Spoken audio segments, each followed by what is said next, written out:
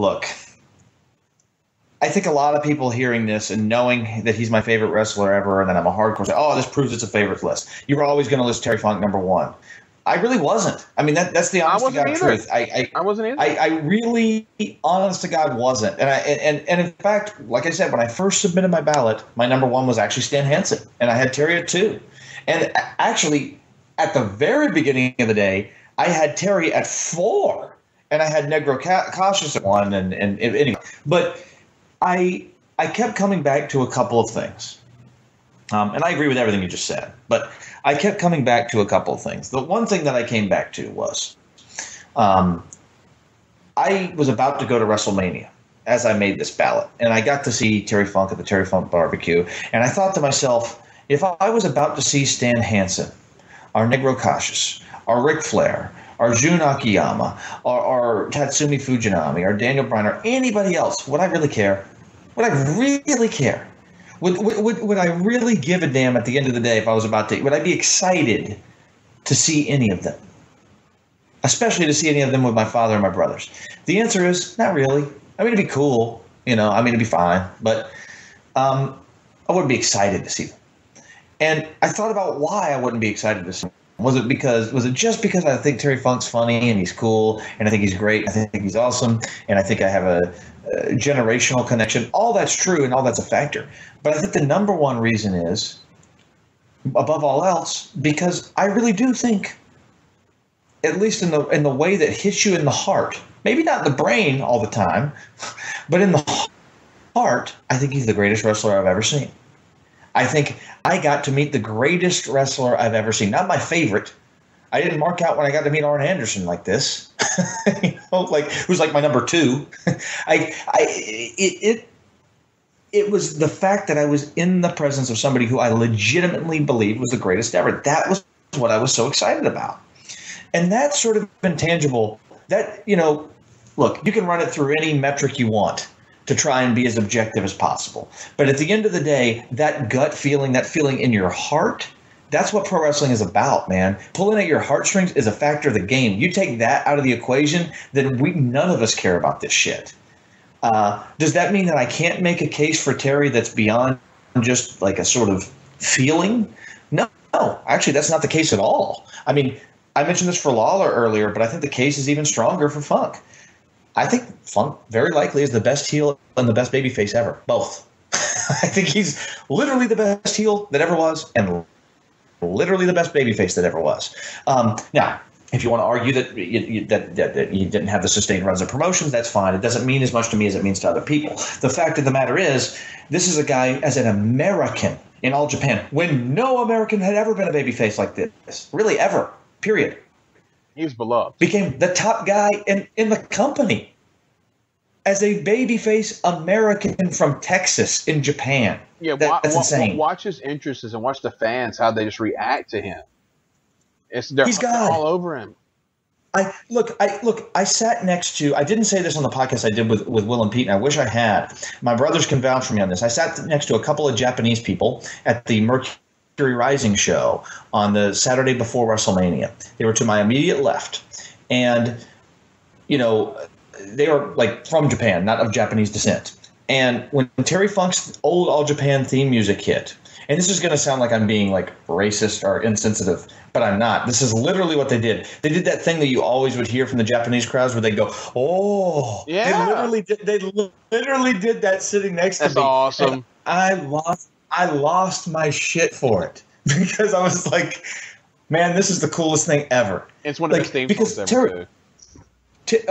Literally. I mean, that alone with Desperados, the theme song selection is like maybe top ever, too. But yeah, he, in All Japan, what he was able to do as an American in that context. And how did he do it? Through his selling. He grabbed these people by being stabbed to death by Abdullah, and in that role, he became their hero. Through what he did in the ring, not through his talking, through what he did in the ring, he became forced, basically, drama to make him the top guy, to make him the babyface, the heart and soul of All Japan Pro Wrestling. That is unfucking believable. There is no context for that at all. That's a completely historic anomaly. It's unheralded. It's amazing that he was able to do that. And in that role, he was tremendous. He was tremendous all throughout his All Japan run. Probably my favorite Jumbo singles match. Might not be the best, but it's probably my favorite, and would be one of my 5 favorite best, is the match with Terry from '76. It's like an amazing match. Terry Funk, we know him as a brawler. We think of him as a brawler. He's a great technical wrestler. Tremendous technical We've got footage of Terry Funk doing dives against the Karas cousins or whatever brothers, in like 1980. Yeah. Like doing top rope planches. I mean, this is he was cutting edge all throughout that Japanese stint. In a multitude of ways. Tremendous technical wrestler, great brawler, maybe the best seller I ever saw. His babyface comeback where he'd wind up with those 2 punches for the big looping right. The way he would sell the ear, the way he'd take that bump over the top rope. It was a tried and true pro wrestling formula. Crying face, so. And every positive sense of the term. He, when he's taking a beating, I buy it. It's different to me than when you see Kobashi. I get how some people might have the same feeling about Kobashi that I have about Terry Funk. With Kobashi, I think it's too much. Some people think Terry's too much. I think his spindly leg selling is too much. It's not for me. I love it. I think it's great. I think it fits the fact that this is Hayseed from Texas, who's either the most lovable babyface you've ever seen in All Japan, screaming forever in the ring, carrying matches of all sorts and all varieties against a wide variety of opponents, being choked to death and nearly killed by Stan Hansen in one of the great chaotic brawls in pro wrestling history, or whether he's a fucking heel. Because Terry Funk as a heel is as good as it gets. I don't care if it's the empty arena where he's cursing out Lance Russell and asking Jerry Lawler if he has a gun underneath his crown, and probably my favorite line in the history of pro wrestling. And yes, I do consider that a match because it is. I don't care if it's in Puerto Rico where he's shooting a gun over the top, turned up to 10. See, that's the thing about Terry as a heel. There's variation. People say, "Oh, he's just the same crazy guy." No. That is bullshit. No. In Puerto Rico, he's turned up to 10. You get the goofy antics. You get the over-the-top shtick because that's what the Puerto Rican audience wants out of him. They want a goofy asshole. They want the ultimate stooge. What does Terry give him? He gives him the ultimate stooge. When he's in 1989 in the feud that made me a fan for life against the great Ric Flair, what do you get? You get Terry Funk as a visceral, angry old man who's pissed off that somebody looked over him because he'd been in Hollywood. And you get a tour de force of Terry Funk. You get a tour de force of Terry Funk because when he's not wrestling, he's like funny heel Terry Funk doing Funk's Grill, and he turns it on back and forth. It's amazing to watch him. He's fucking incredible. Wrestling Ricky Santana and great competitive squashes, the Scott Hall match, the Eddie Guerrero he was like the best squash match wrestler in the history of the world in 1989.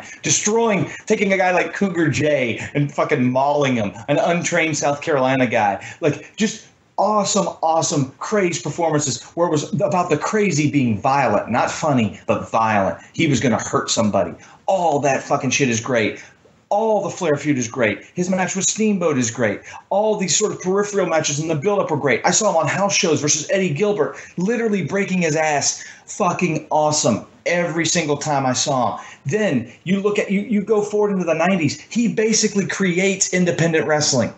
Yeah. There is not independent wrestling without Terry Funk. I don't know it. People say, "Oh, he was different what he was doing." Bull fucking shit. ECW doesn't exist without him. He creates the credibility for ECW to exist. Pretty much everybody acknowledges that. Even before ECW, he's on a tear. He's wrestling, all throughout the 90s. He's wrestling guys like fucking Eddie Gilbert, Doug Gilbert, Kevin Sullivan, Jerry Lawler. Pretty much all the staples that you would expect of that scene, the sort of cast-offs of the major promotions. Terry Funk's wrestling, having good and even great matches on all these shows, establishing these independent promotions all over the country. And yet again, his act is changing. He's beyond middle-aged and crazy. Now you're seeing Terry Funk as like a guy who's transcending crazy, and you get a guy who's doing moonsaults all of a sudden. A guy who's willing to sacrifice his body as a 50-some-odd-year-old man, whether it be against Bullet Bob Armstrong. Barbed wire match. Yep. The barbed wire match with Sabu, the Texas death matches with Bullet Bob Armstrong and Smoky Mountain, which are super underrated as a hired hand when he comes in. You see him all over the spectrum. In '94, he comes back to WCW as a hired hand of the stud stable. And you watch him in that fucking War Games match, he is amazing in that match. Dancing a jig in Dusty Rhodes' face to taunt him, taking a goddamn Ganzo bomb in between the rings. This is like a 50-year-old dude. Like, the best Sabu matches you've ever seen. Who made Sabu? Terry Funk made Sabu. Yes, he did. Who made Foley? I'm not a huge fan of the IWA King of the Deathmatch match, but let's be honest. Who made Foley? It's Terry Funk. In that ECW run, both as a babyface and as a heel, as the lovable Funker, he was awesome. When he turned heel as the crazy old man who was mad and vengeful, the return of the Funker angle, he's running through the ECW arena, opening up toolboxes and dumping them on his own head, which is like my all-time favorite brawl spot that's comedic, but in a way that's believable. Him and Dory in the chairs against Public Enemy. Dude, all this shit is so fucking great. Then you get to 97. You get to 97. The tearful Terry Funk is the old guy. He just wants to do it for his daddy. He wants to win the world title one more time for Senior. And they bring him in, and he has that crazy barbed wire match with Sabu. He has the fun match of the arena with Tommy Rich. He has other matches around the horn with guys like Douglas and Sabu, but even fucking Brian Lee that are way better than they should be for a guy his age. Are they all-time classics? No. Maybe a Sabu match kind of is in its own way. But these are – the point is he's a guy able to take that drama, take that emotion, and convince the fans. Fucking, I'm skipping over stuff. He shows up in Europe, has matches with Finlay. It's Tony St. Clair that I love in 1993. I mean, there's so much volume with this guy. It is impossible. He's the most watchable pro wrestler ever. Even in dying days WCW, when the rest of the promotion was unwatchable shit. Even good wrestlers who fucking sucked because they would phone it in every single week because they didn't care, and who the fuck could blame them? They're just coasting, knowing the company's going to go under, half of them with crippling pain pill addictions, giving up on life because the situation is so goddamn bad. And Terry Funk's old ass is fighting a horse in a barn for entertainment value. Now, look, you can say that's not great wrestling. But you can't tell me that watchability factor doesn't mean something in a greatest wrestler ever list. The fact that I can watch him in that setting and say, God damn, nobody else is trying and the old man is, that matters. It does matter. If he didn't have the great stuff from All Japan and from WCW and from and even from the WWF where I think he was underrated, if he did not have all that other great stuff, would it be enough? And Memphis, would it be enough to put him number one? Probably not. But as an additive to the peak stuff, the fact that he has this duration of quality, imminent watchability, consistently entertaining, the most consistently entertaining pro wrestler ever by a massive margin. Nobody's even close. There's no one in the same universe as him when it comes to being consistently entertaining. The next guy's like on the other end of that massive fucking Dallas airport I was stuck at for 4 hours. He is hands down the most consistently entertaining pro wrestler of all time. Variety. He's arguably the best babyface ever. Arguably the best heel ever. He's a tremendous mat worker. He was doing fucking flying spots that nobody had ever seen in 1980.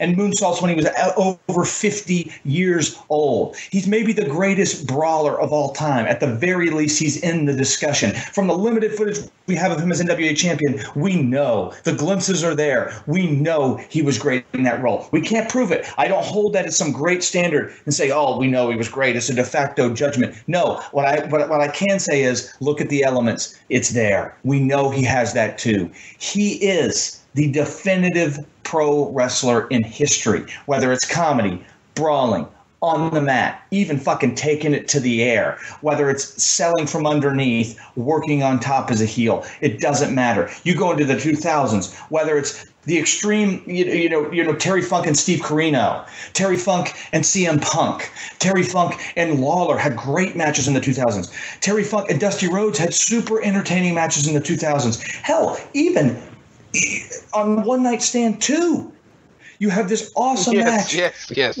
With Funk walking back with a barbed wire in the big dramatic moment because he's the king of the big dramatic moment. All of that, all the way through, that is 30 years after the 1976 match with Jumbo Tsuruta from All Japan. 30 years later, and he's got that level of performance. Even beyond that, we have good performances against Lawler. Maybe not the greatest, maybe not the best. For a guy his age, it's still entertaining. It's still good. You don't regret watching it. Fuck, I want to go watch it right now. Terry Funk is my favorite wrestler ever. Yeah, he's my daddy's favorite too. But you know what? He is the greatest wrestler ever too. He exemplifies pro wrestling. When I think of pro wrestling, I think of Terry Funk. When I think of a guy who's never let me down, ever. Not one time have I ever gone and watched a Terry Funk match in person, on tape, ever in my fucking life. Have I ever watched a Terry Funk match and thought, boy, he really phoned it and he didn't try. There's no Bret Hart shit with Terry Funk. He's the best wrestler who ever lived, period.